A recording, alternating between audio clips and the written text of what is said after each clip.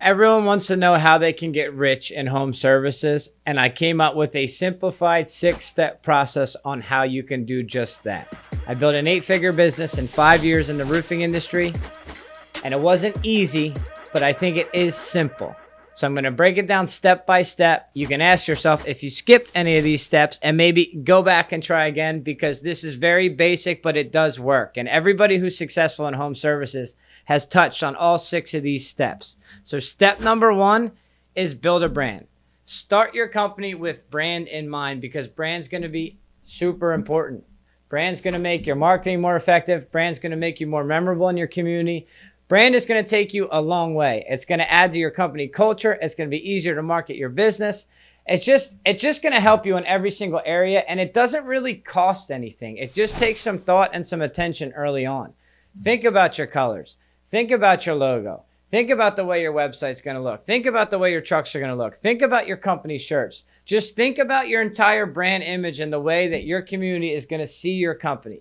Think about the way your company is portrayed.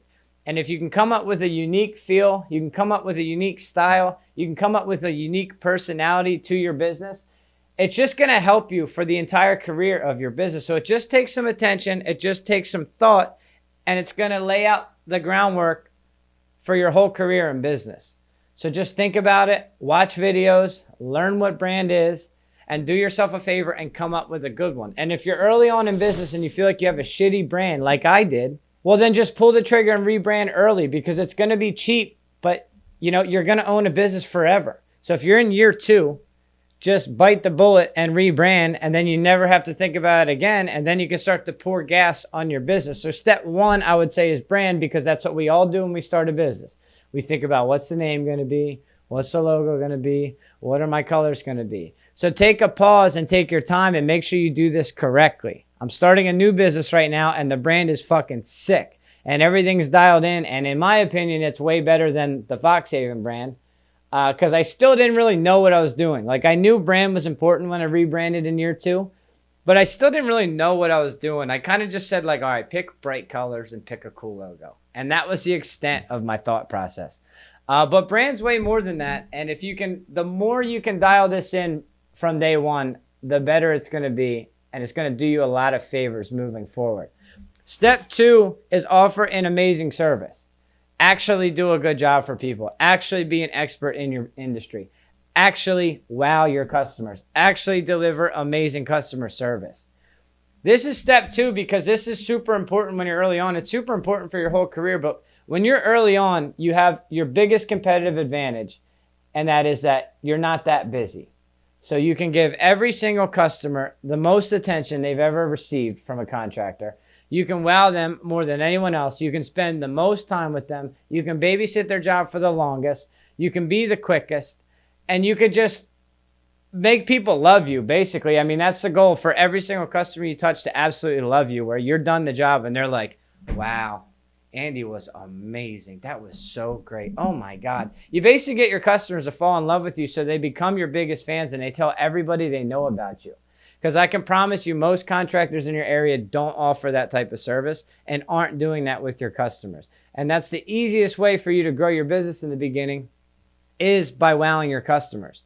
And we don't want to start trying to scale a business before we've perfected the customer journey and we've perfected our customer experience. Because if we start to scale while offering a mediocre service, well, that mediocre service is going to turn into a dog shit service, and that's going to kill our business. Because if we build a bad reputation in our business, we're not going to have a business much longer. So build a brand, and then make sure you're offering an amazing customer service where you're getting 5-star reviews on every job. Everybody loves you. Customers are telling you how great you are constantly, and all your customers love you. If you knock those 2 steps out of the park, you can move on to step 3, which is building a team and systems. You're going to start off on your own. You're going to be the only guy, and that's okay, because every customer will deal with you. Every customer will meet you. All the 5-star reviews will have your name in it, and that's normal. That's how we all start. But you have to bring in a team. And I see a lot of guys get stuck before this step, and it's a crucial step. It's like the step that actually puts you in the realm of starting to have a real business. Because if you're a solo guy, you don't really have a real business. And there's a lot of solo guys that start to make decent money and they get a little comfortable, and they're too scared to hire anyone. They haven't built a team yet. And they just become this solo guy who like works really hard and takes care of people, but falls behind. And now you turn into the contractor that doesn't answer his phone. And now you're missing opportunities on new leads. And now you're not getting back to people. And now you're forgetting about shit. And now you get a little burnout. And now if you take a vacation with your family, the business stops because you are the business. So you're handcuffing yourself to this like stressful life where you're just like this hard to reach contractor that's like, yeah, he's a good guy, but you can never get a hold of him. You don't want to be that guy. You want to build a business that treats their customers well, whether you're around or not. You want to build a business that can continue to grow. If you're a solo guy and you have no employees, that means you have no systems and you can't grow, you're stuck. And the longer you wait to start adding team members to your team, the harder it's going to be because you're going to become stubborn. You're just not really a real business owner. You're not an employer. You're not a leader. So as soon as you know that you offer a great customer experience, you need to start bringing people on board to show them how you do things and train them in your ways. And then you can start to learn about systems and building systems around your business, building systems around the customer journey from the time my customer calls me till the time they pay us and we go our separate ways and they leave me a 5-star review and all the steps in between. What are the systems around each step so that every customer gets the same exact experience no matter what? You should be able to systematize your business pretty dialed in because, at least for me, I'm a roofing contractor, meaning I offer roofing services to homeowners. We essentially bring our customers through the same exact process every single time, no matter what. And that's one of the bonuses of being the best at one thing. We do the same type of shit for the same customer over and over and over and over again. So our systems are dialed in because it's the same people doing the same things every day. So for a roofing company to run unorganized, it just shows me that the owner doesn't take systems serious because there's no reason to be unorganized when we're doing the same fucking thing every day. It should be consistent. It should be dialed in. It should be fast. And there really shouldn't be too much hiccups. And that's what systems and team does for you. So step 3 is build your team and build systems around it. Once you have a solid team, once you have solid systems, you can move on to step 4, which is learning your numbers. Make sure you're making fucking money. And arguably this step could be placed a little higher, but I don't value profits and making a ton of money in the beginning.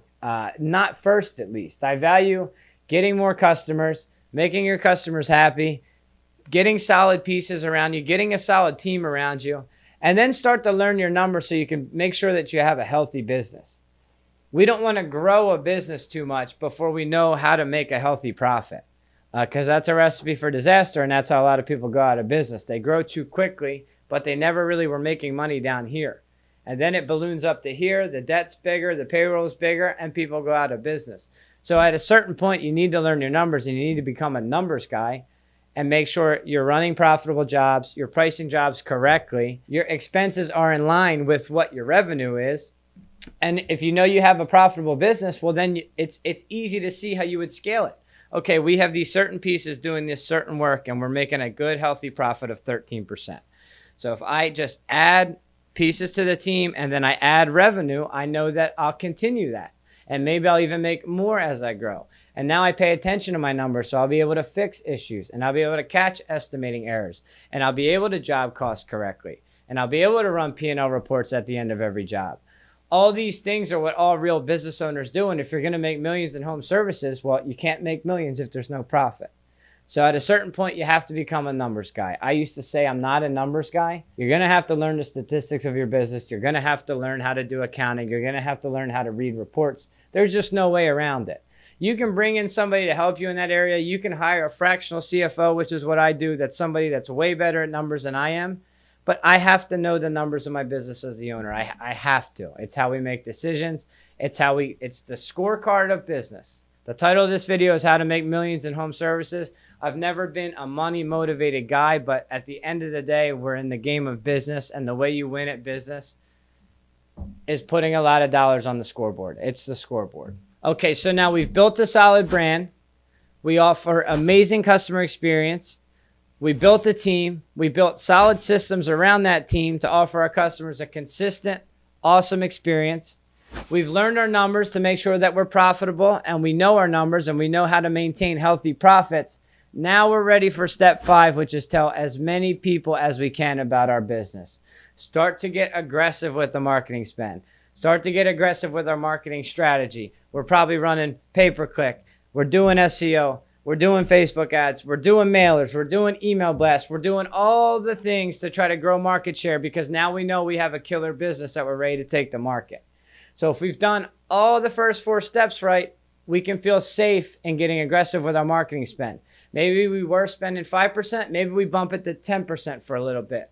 And we're getting a lot more eyeballs on our business. What's going to happen when you do this is you're probably going to grow and you're probably going to have to revisit steps 2, 3, and 4 and make sure, are we still offering a customer experience? If we're not, we probably need to add new or better team members or tweak our systems to get that back in line. So it's okay if our customer service drops a little bit while we're growing. We have to do what we can to fix problems when they come up. We have to make sure we're not abandoning customers. We have to pay for things that are broken.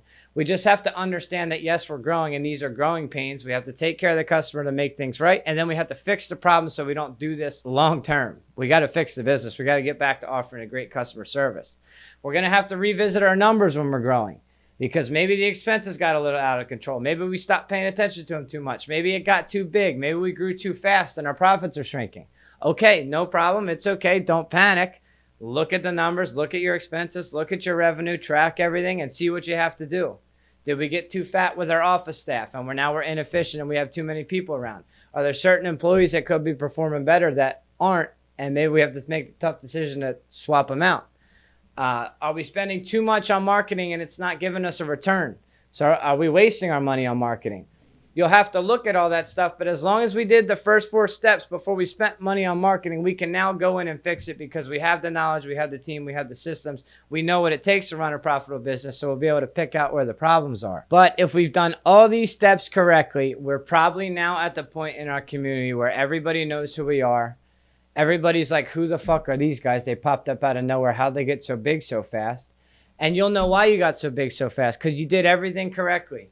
You gave yourself a solid brand. You know you treat your customers right. You know you treat your customers better than anybody else. You know you have a killer team with killer culture. You know you've built solid systems, and that's why you're more organized than everybody else. You know you've always been paying attention to your numbers, so you're not that cheap guy because you pay attention to your numbers. You know what your business needs to have a healthy profit, so maybe you're the most expensive guy, but that means you've had extra profits in your business to reinvest. So you know you've done all the things you need to do. Then you paid attention to marketing, and you know you do better marketing than everybody else.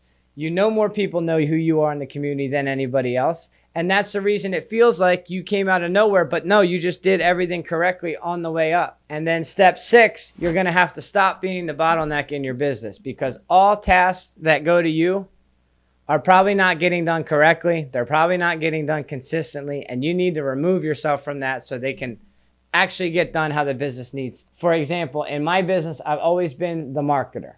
I've always taken care of marketing. Well, we're at the point now where all the marketing tasks that land on me are not getting done like they need to. They're not getting done consistently. They're not even getting done well, in my opinion. I got decent at marketing, but how good could I get at marketing? I was a roofer, then I was a business owner, then I decided I was gonna learn marketing. How good at marketing can I get in 2 years of paying attention to it? I can get okay, but the business is at the size now where I need a killer marketing effort out of my business. And I mean a killer one, because we're still trying to grow. We're pretty big now, and we want to triple, quadruple, grow 5 times what we are now. Well, we're not going to be able to do that with me leading the marketing effort. So I have to remove myself as the bottleneck to the marketing department and bring in someone way better at it than me. And that's what I mean by removing yourself as the bottleneck. Like, you may be the best salesperson in your company, but you're keeping your company small by keeping yourself in that spot. I know you may think that because you put up the biggest sales numbers, to remove yourself from the sales department is just going to hurt your business, because I used to think that way too. But really what it did when I removed myself from the sales department was I was able to focus on how do I train salespeople and how do I bring in new salespeople. Because at the end of the day, more and better salespeople is what's actually going to grow your business. You can only sell so many roofs yourself. And if you're spending that much time to lead your company in sales, Well, it's showing me that you're not paying attention to all the other areas of business that you need to pay attention to actually grow it. So we become the bottlenecks in every area of our business if we don't get out of it. If you follow all these 6 steps, you're going to look up in 5, 6, 7, 10 years and realize you built a killer business that is able to grow without you, that is able to run without you, that makes a ton of money, that is a staple in your community, and great job. And now that you've done that, the business doesn't need you 12 hours a day anymore. It may only need you 4 hours a day. You may just be able to oversee it from up here. And now what are you going to do? Well, you got to figure out what you want to do. Do you want to start a new business? Do you want to open up a new location? Do you want to get into acquisitions? What do you want to do? And this is how you grow from the bottom up. I just gave you the most simplified version of a 6-step process on how I started my business to getting it to where it is today. Was it easy? No, but it is simple. It is simple to build a business. The knowledge is out there. You can easily find out what to do. You just have to have like the courage and the balls and the resilience and the grit to work hard enough to make it happen. But it is very simple. And today I have a decently large business that continues to grow. It doesn't really need me in it every day. I'm able to focus on other things. And I'm able to chase new opportunities because I built my business this way. I'm not stuck in my business. I don't need to answer the phone nonstop. I don't need to do those things. And that's the type of business you want to build. That's the type of business real entrepreneurs build. And that's my 6-step process on how to do just that.